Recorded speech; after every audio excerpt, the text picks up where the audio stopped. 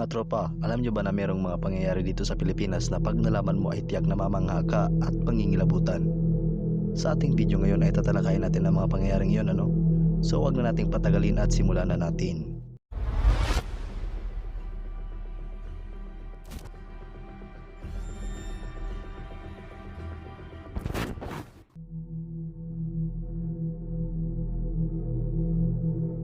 Nung pinaslang si Governor Gomez Perez Dasmariñas noong October 1593, maraming gwardiya ang pinakalat para magbantay sa palasyo habang hinihintay na may mapili na bagong gobernador.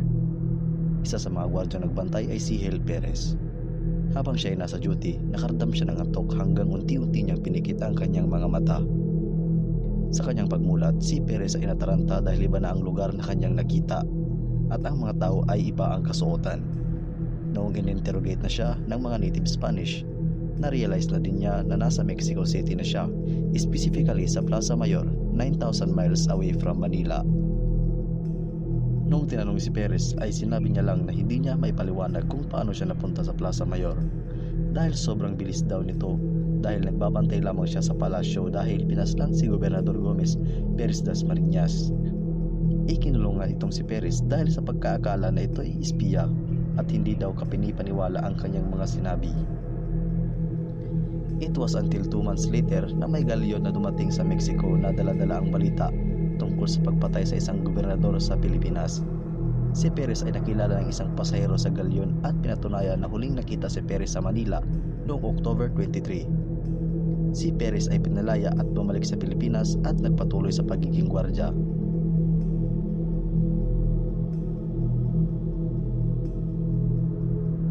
As early as 1896, may mga kwento patungkol sa isang isla sa Sulusi at itong ang isla na ito ay ang Mapu Island, whose old name was Cagayan Island, na kung saan ay dito daw naninirahan ng mga berbalang.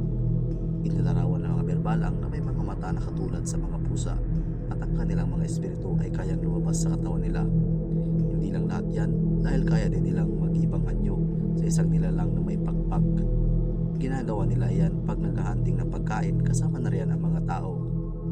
Ang tanging pangontra sa mga berbalang ay perlas na makukuha mula sa bunga ng niyog at magbuhos ng katas ng maraming kalamansi sa mga libingan para di kainin ng mga berbalang ang mga bangkay. Isang lieutenant ng British Navy na may pangalang Ethelbert Forbes Kirchley ang bumisita sa isla kung saan nakatagpo siya ng mga karibal na gusto ding kontrolin ang lahat ng village sa isla maliban na lang sa isa, ang village ng mga berbalang.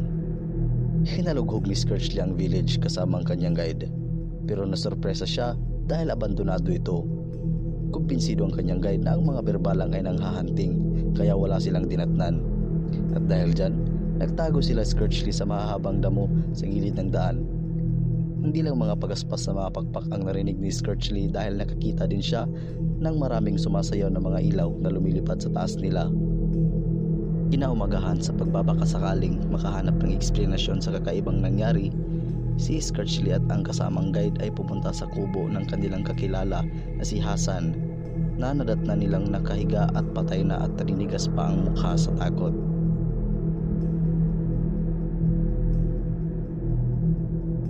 Ang Angeles ay ang tahanan ng matandang imahe ni Kristo na tinatawag din na Apong Mama Kalulu, ibig sabihin ay Lord of Mercy.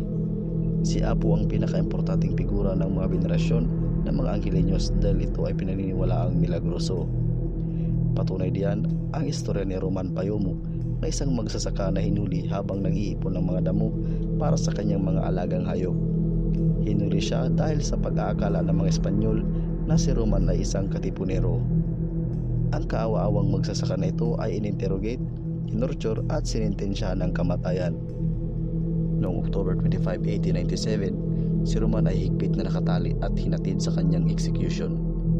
Habang napadaan sila sa Rosario Church, si Roman ay nagdasal ng malakas. Apo o aking Diyos, ibaling mo sa akin ang iyong tingin. Pakiusap, tumayo ka at lumapit sa akin. Yakapin mo ako ng mahigpit at balutin mo ako ng iyong sagradong balabal at ako'y iyong tulungan. Ilayo mo po ang mga bibitay sa akin. Tapos niyan ay bigla na lang lumuwag ang tali at napagtanto niya na siya ay milagrong nakawala at agad tumakbo para makalaya. Hinabol siya ng mga Spanish guards pero siya ay naglaho sa kanilang paningin. It turned out na si Roman ay nahulog sa trap na may lalim na 30 meters at doon siya nakapagtago at lumabas din pagkatapos ng ilang araw. Ang nangyari kay Roman ay ang siyang nag-umpisa sa kung kaya meron ng Apo Devotion magpasa hanggang ngayon.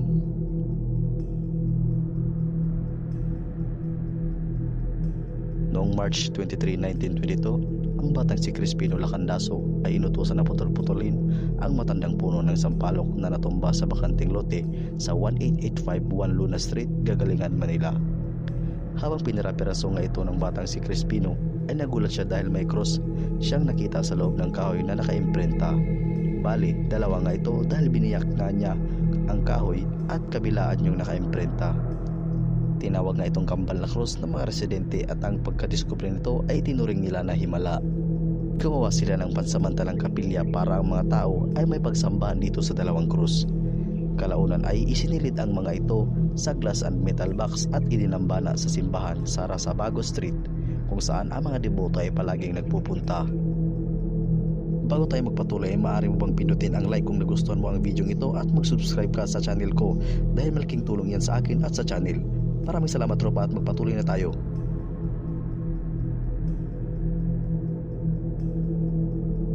Si Clarita Villanueva ay isang 17 years old na anak ng espiritista mula Bacolod na namatay noong 12 anyos pa lang si Clarita. Si Clarita ay naging palaboy sa Maynila at dahil dyan ay dinakip siya ng mga pulis at nilagay sa kulungan noong May 1953. Sa kanyang pagkakakulong, pahirap ng pahirap ang kanyang dinadanas. Siya ay palaging ginagambala ng isang bagay o isang nilalang. Mapapansin ni Clarita ang pagpaparamdam ng bagay na ito dahil siya ay inaatake gamit ang mga bato habang siya nasa loob ng selda. Sunod ay nagising na lang siya na ang kanyang kanang binti ay nakaipit sa kanyang kama nang di may paliwanag kung bakit. Nang dumating ang mga gwardya para mag-imbestiga, ang mga nanlilisik na mata ni Clarita ay nakatingin sa bagay na nakadapo sa beam sa taas niya. Malaki, maitim at may kulot na buhok. Ang bagay na iyon ay tumalon sa ulo ni Clarita at kinagat-kagat siya. Habang si Clarita ay nagsisigaw sa sakit, ang mga prison officers ay walang nakikitang umaatake sa kanya at sinubukang pakalmahin siya. Sinabi nilang magdasal siya sa altar na nasa selda niya. Pero ang sabi ni Clarita ay ang bagay ay nakatayo sa kanyang harapan at hinaharangan ang kanyang mga nakikita. Ang mga nakasaksi sa insidente ay kumbinsido na siya ay sinapian ng demonyo. Sa mediko legal, ang suspetsa ni Dr. Mariano Lara ay kinagat lamang niya ang kanyang sarili. Ngunit nung siya na mismo ang nakakita na kusang lumitaw ang mga kagat sa katawan ni Clarita, ay nagbago ang isip nito. Nasaksihan din ito ni Arsenio Lacson at tapos ng mayor ng Maynila. Natapos lang ang pag-atake ng bagay kay Clarita noong si Pastor Lester Sambral ay matagumpay na pinalayas ang demonyo sa kay Clarita. And that's it mga tropa. Kung gusto niyo ang video ito ay mag-like at subscribe kayo dahil gagawa ko ng part 2. Salamat sa panonood ninyo mga tropa and as always, goodbye.